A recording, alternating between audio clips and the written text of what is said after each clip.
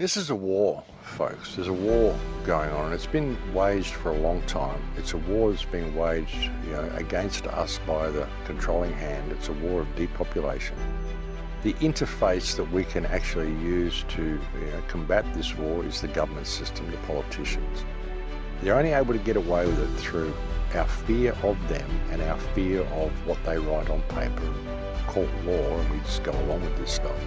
Crazy.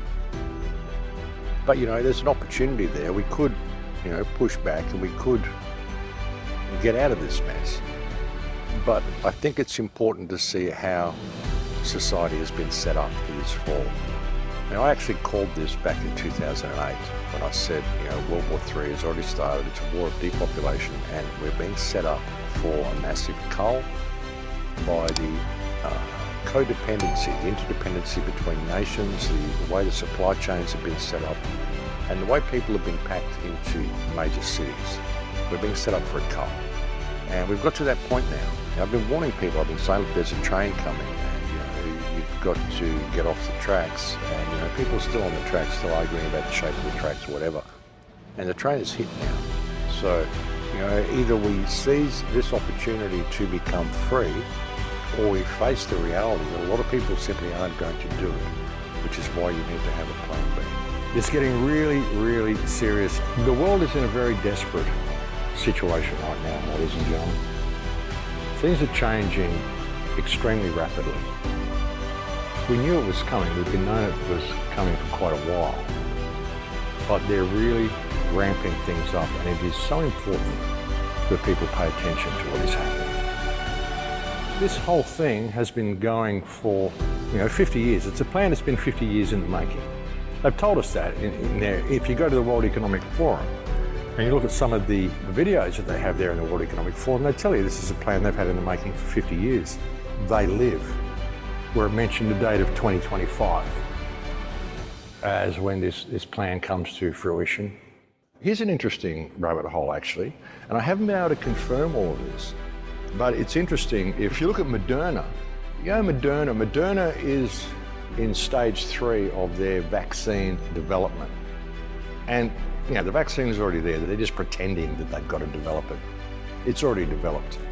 Moderna, when Moderna was formed, the first CEO of Moderna was a young Cornell graduate by the name of Anthony Fauci. Interesting, he was the first CEO of Moderna. The company Moderna, there was a company in World War II that was heavily involved with what happened in World War II, and I don't buy into the official story of World War II, but there were certain experiments that were being done, and there was a company that was heavily involved by the name of IG Farben. IG Farben was run by a Jewish guy turned Nazi, later turned American, by the name of George Soros.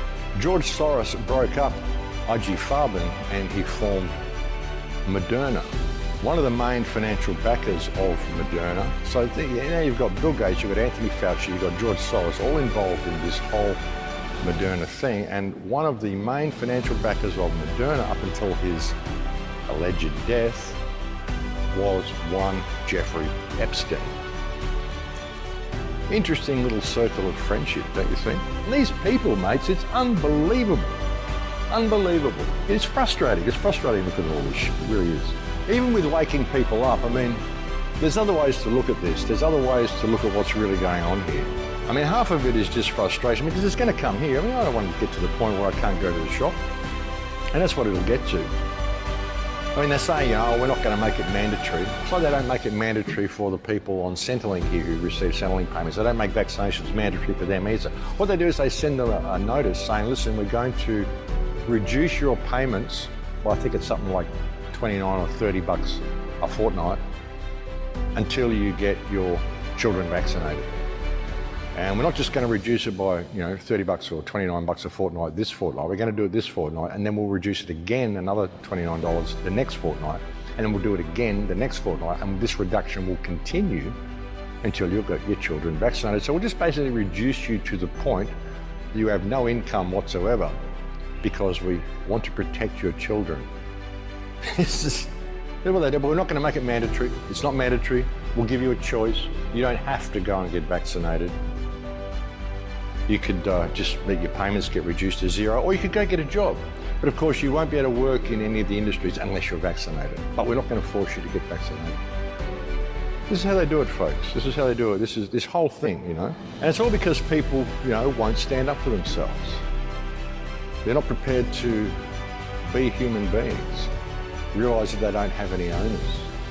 We can do what we can, but it's not up to us to wake everybody up. If people don't get it, then they don't get it. You know, I get a lot of messages from people who say, look, I feel isolated in my own family. My family isn't awake. I've been trying to wake them up, but they're just, you know, they've got blinkers on. They're still wearing their masks, you know.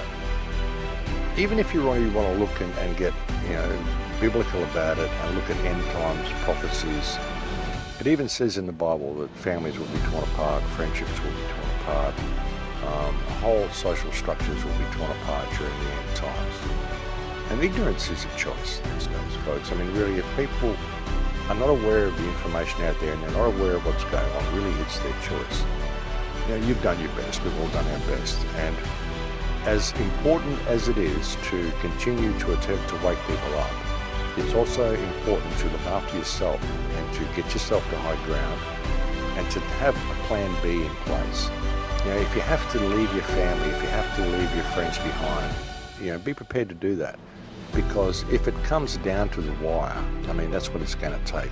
The sleeping masses will lead the rest of the people into the slaughter pit simply by matter of course. And we can sit there and pull at their hands and tug at their sleeves all we like, but eventually we'll just get dragged in there with it if we don't have a plan B. And just be ready to bug out if the situation arises.